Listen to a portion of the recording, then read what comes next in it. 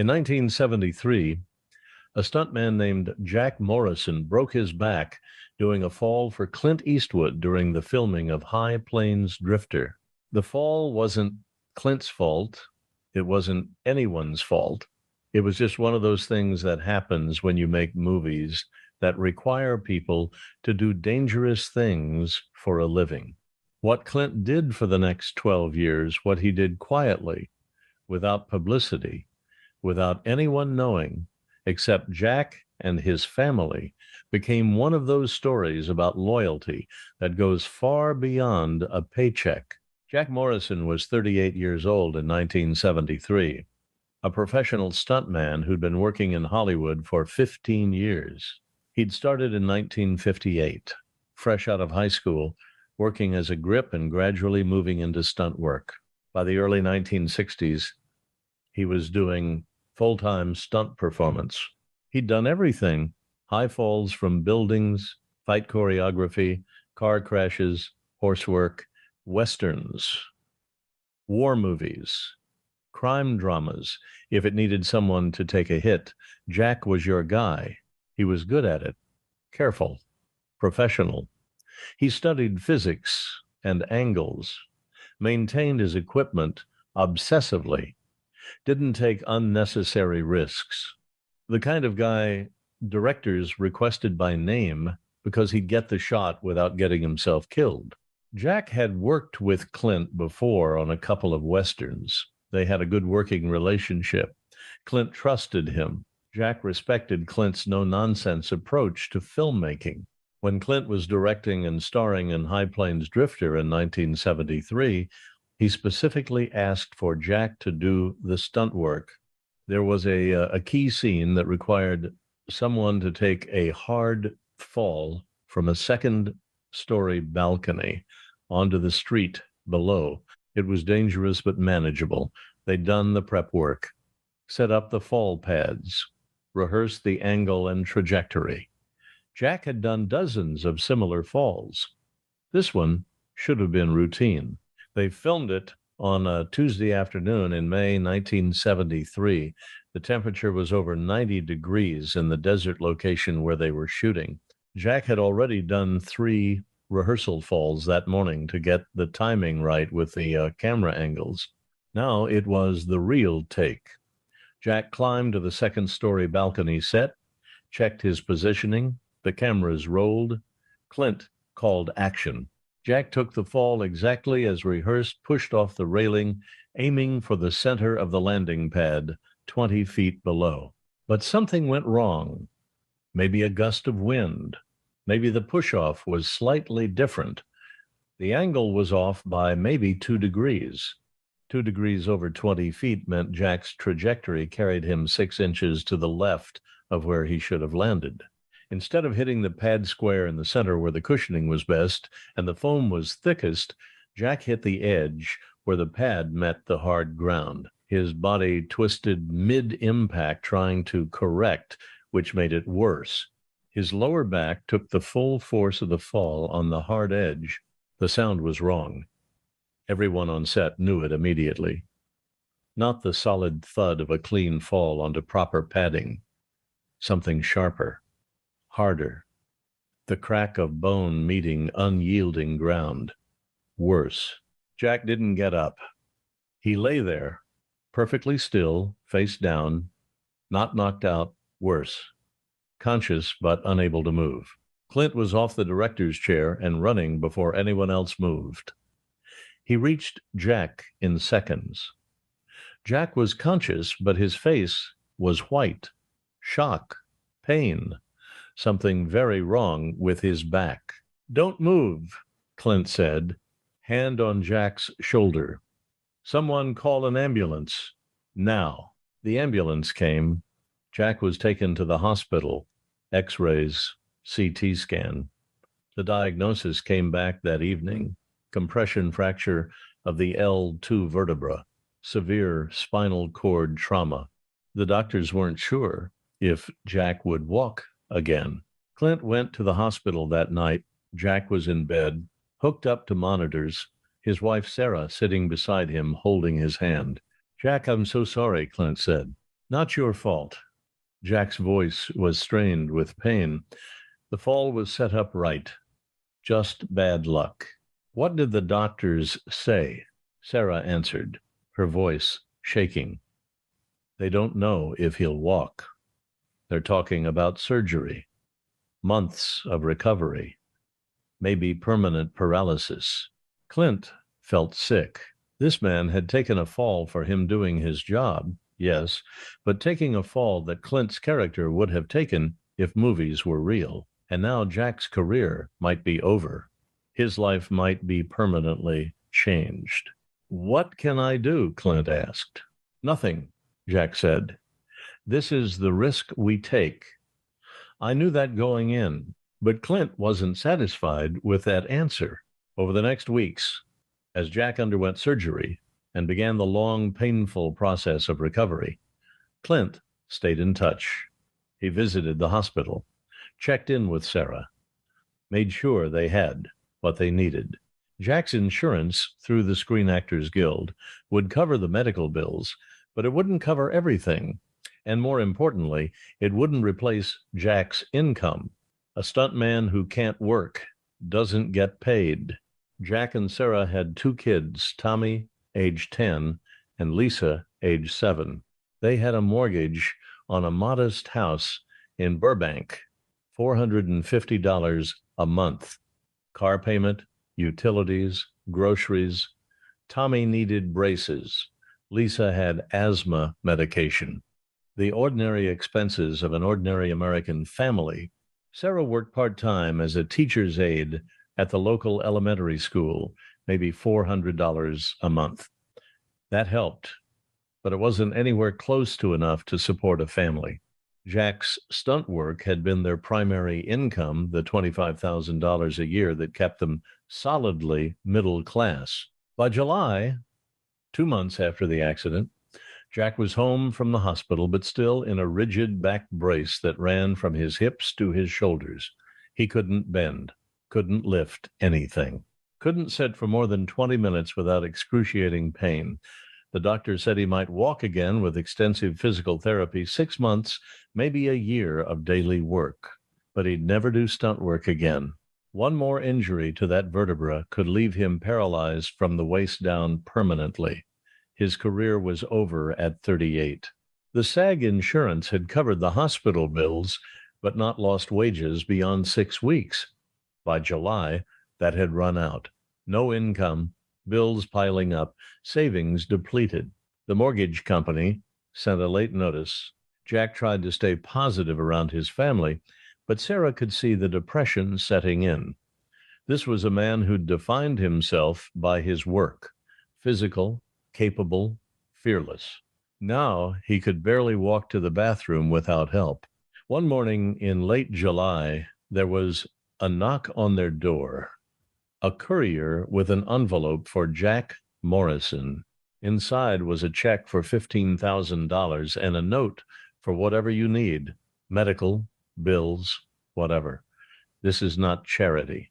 This is me taking care of someone who took a fall for me. Sarah started crying when she saw it. Jack stared at the check like he couldn't process what he was seeing. We can't accept this, Jack said. We can't not accept it, Sarah replied. Jack, we're 2 months behind on the mortgage. I don't know how we're going to buy groceries next week. This is a gift. Jack called Clint that afternoon. I got your check. It's too much. I can't. Jack, you broke your back doing a stunt for my movie. That $15,000 doesn't come close to what you're owed. But the insurance covers the medical bills. It doesn't cover your life. Take the money. Use it to keep your family stable while you recover. Jack did. The $15,000 paid off the mortgage arrears, covered groceries and utilities for months, gave them breathing room. But Clint didn't stop there. In August 1973, Clint called Jack again. What were you making before the accident? Annually? Maybe $25,000 in a good year, depends on how much work I got. Okay, you're going to keep making that. What do you mean? I'm going to pay you $25,000 a year until you're back to work. That's your salary. That's what you'd be making if you hadn't broken your back on my set. Clint, that's insane. You can't. I can and I am. You've got a family. You've got bills. You took a fall for me and it ended your career. This is the least I can do. But what if I never work again? What if I'm disabled permanently? Then I'll keep paying until we figure something else out. This isn't temporary charity, Jack. This is your salary for as long as you need it. For the next 12 years, from 1973 to 1985, Clint Eastwood paid Jack Morrison $25,000 a year, every year, without fail. The checks came in January like clockwork. Every single year for 12 years. That's $300,000 total. It wasn't a loan. Jack never signed a promissory note. There was no contract stipulating repayment, no legal paperwork, no publicity, no press releases. Clint didn't tell his agent or publicist. He didn't write it off on his taxes as a charitable donation. Just Clint making sure that the man who'd broken his back on his set didn't lose his house or his family's stability. The money meant everything. It meant Tommy could stay in school instead of dropping out to work. It meant Lisa's asthma medication was never skipped to save money. It meant Sarah didn't have to work double shifts and could be home for her kids. It meant Jack could focus on his brutal physical therapy without the crushing anxiety of bankruptcy. It meant dignity. Jack did eventually walk again. It took 2 years of brutal physical therapy, but by 1975, he could move without the back brace.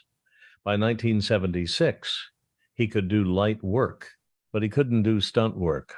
The risk of re-injury was too high. His doctors were clear. One more bad fall could leave him paralyzed permanently. So Jack had to figure out what else he could do. He started working as a stunt coordinator, the person who designs and oversees stunts but doesn't perform them himself.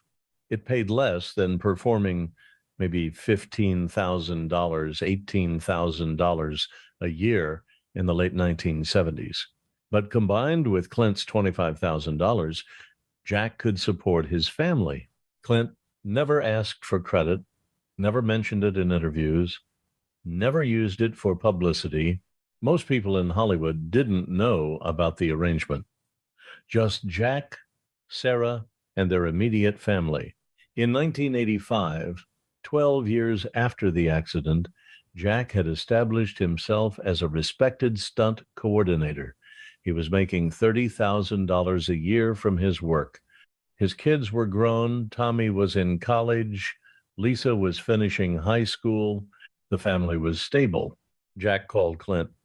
I think it's time to stop the payments. I'm making enough now. I don't need. Jack, the deal was as long as you need it. I know, but I don't need it anymore. You've done more than enough. 12 years.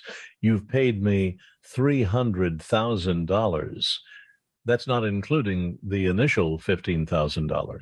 You've given my family stability when we had nothing.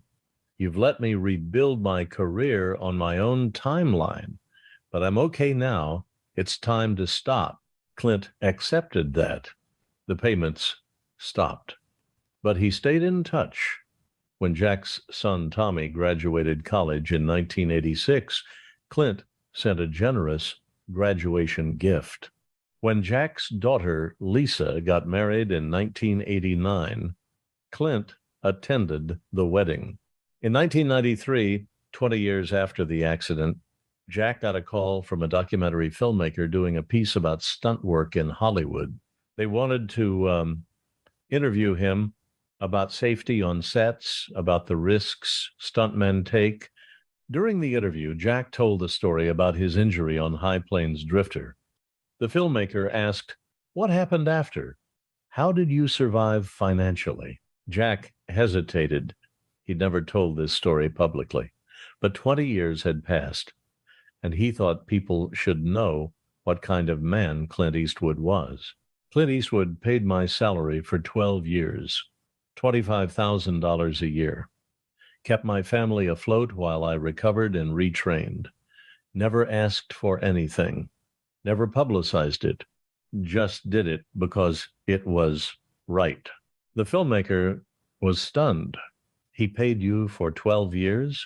12 years. I broke my back doing a fall for his movie. He made sure my family didn't suffer for it. The documentary aired on a cable channel. It got some attention. A few entertainment reporters called Clint's publicist asking for comment. Clint's response, through his publicist, Jack Morrison was hurt working on my film. Taking care of him wasn't charity, it was responsibility. I don't need credit for doing what should have been done. That response told you everything you needed to know about how Clint saw it. Not as generosity, as obligation. Jack Morrison worked as a stunt coordinator until 2005 when he retired at age 70. He coordinated stunts on over 200 films during his career, trained a generation of stunt performers, became one of the most respected safety advocates in the industry. In his retirement speech at a Stuntmen's Association event, he said, "In 1973, I broke my back on a set. That injury could have destroyed my family. Instead, Clint Eastwood made sure we survived for 12 years. He paid my salary, gave me time to heal, gave me time to figure out a new career." That's the kind of loyalty that's rare in any industry, but especially in Hollywood. Clint didn't owe me that, but he did it anyway, and it changed everything. Clint wasn't at the event. He rarely attended industry functions, but he sent Jack a note. "You took the fall. I just made sure you didn't fall alone. That's not loyalty. That's basic decency." Jack Morrison died in 2018 at age 83. At his funeral, his son Tommy told the story of Clint's 12 years of support. He showed the first check, the $15,000 from July 1973, which Jack had framed and kept in his office for 45 years. "My dad broke his back," Tommy said, "but he didn't break our family because Clint Eastwood wouldn't let him. For 12 years, when we needed it most, we had stability. That's a gift you can't measure." Here's what that May afternoon in 1973 teaches us. Jack Morrison took a fall doing his job. It went wrong. That's the risk of stunt work. No one was at fault. But Clint saw it differently. Someone got hurt on his set doing a stunt for his film. That created a responsibility that extended beyond insurance and legal obligations. He could have sent flowers, visited once, moved on. No one would have blamed him. Instead, he paid Jack's salary for 12 years, gave Jack's family stability, gave Jack time to heal and rebuild without the crushing pressure of financial collapse. That's the lesson. When someone gets hurt helping you, even if it's their job, even if it's just bad luck, you don't just acknowledge it. You take care of them, not for credit, not for publicity, because it's right. If this story moved you, subscribe and share it with someone who needs to remember that loyalty isn't about grand gestures. It's about 12 years of quiet support when someone needs it most.